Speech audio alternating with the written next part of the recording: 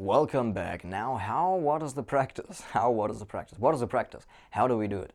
How do we actually get in touch with our feelings? We said emotions are part of all the feelings that they are. Feelings are also the intuition and the deeper sentiment and the body sensations. Everything that we can feel are feelings. And emotions are part of that because they can be felt. They're not tangible, but they can be felt. And emotions are waves of energy. They are movements on the screen of the default state. We said that, and this is important to stress again. Emotions are being triggered while the default state is not. Emotions are being triggered, they run their natural course, and then they dissipate again. They're movements on the screen of the default state. So the first practice is to catch yourself when something is changing within yourself. To just witness the change. Also practice to not give a name to it. To not try to be good at catching your sadness, catching your anger, catching your jealousy, catching your happiness, catching your whatever that is, catching your joy. It's not about to be good and give accurate names to what's happening, because this is not what this game is all about. It's about changes. Feeling the changes within yourself, the energetic changes, without the need to give names for it. And this is very, very frightening, because we want to have everything clear, especially if we start out on the path of getting in touch with our feelings. The reason why we're not in touch with our feelings is because they are frightening. So by doing the practice of getting back in touch with the feelings, we will need to face this fear of the unknown, the fear of the unpredictable, the fear of the natural, of the nuances, of not being able to express that and needing to surrender to not knowing, but just being able to feel. This is like the life practice in general, to let go of what we know and rather rely on how and what we feel. So that's the first practice. See when something is arising and witness like changes without the need to name it. This is what we do different than other practices on emotional intelligence. It's not about naming the emotions. It's not about trying to find, your particular emotion. It's more about tuning in, with, okay, this feels like that, this feels like that. I felt this before, and this feels like that. It sounds a lot like mental evaluation right now, but it's more like a non-thoughtful process of recognizing this feeling component that's there already. And with this, we gain a lot more of emotional intelligence. This is kind of our distinctive ability of distinguish those emotional feelings and see when they arise.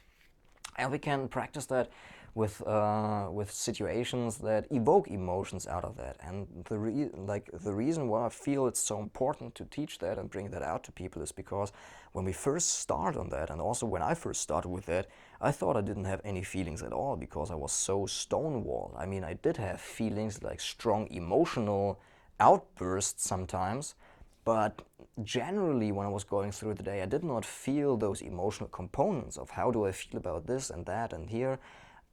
It was below the threshold of conscious awareness to me. So we need to train more subtlety, that those emotions can raise above the threshold. Not only the big, for me it was like big anger bursts, or for you like days of depression and sadness, or somebody who's like really happy and elated. I don't mean those. It's good to see also those, and this is also the practice of what we will be talking in the next videos. But the subtle here, start with the subtle and practice that with something that triggers those emotions, like movies or conversations. See if you can find emotional changes in the situation, and don't blame yourself if you don't. And if it doesn't work, it doesn't work. That's fine. It will come naturally by you putting awareness on, what do I feel? What do I feel? Don't look mentally for the, a word to pop up. What do I feel? What do I feel? What do I feel? Ah, sadness, here it is. No, it's not the mental word. It's more you can't speak it. You know it when the mind is fairly quiet or total blank at all, and you just know, this is it, the feeling, beyond the words. Yeah. So great practice in situations that trigger you, like movies or conversations, because a lot of emotions are evoked, and I would encourage you to practice that, because when you're really getting better at that, and which better I don't mean in kind of comparative sense, like better than somebody, no, better than you were before. You see, now you're then in touch with your feelings, and you really see how rich a movie can be, or a conversation. And the good thing is, with this emotional richness, we also gain like a lot of enjoyment and juice for life.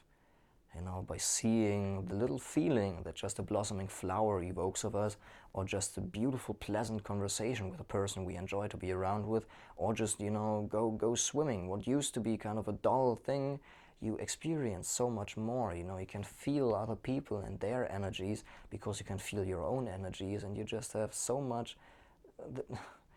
You feel you pack more in your days. It really changes and transforms your life. So, but the practice is to start with getting in touch with the feeling components in like movies or conversations. These are the things that I advise you to do. But also when you go through your day, most importantly, your thoughts.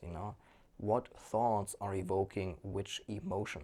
Get out of your thoughts, more into the feelings, because, and this is part of an entirely different course, but every thought is pointing towards some feelings, and all those feelings eventually, like, emotions are eventually pointing, excuse me please, towards some emotional wound that needs to be addressed. So all the thoughts, all the thought movement that we have is, there to teach us something, but this is something for an entirely different course. This is not about thoughts here, it's about feeling and emotion.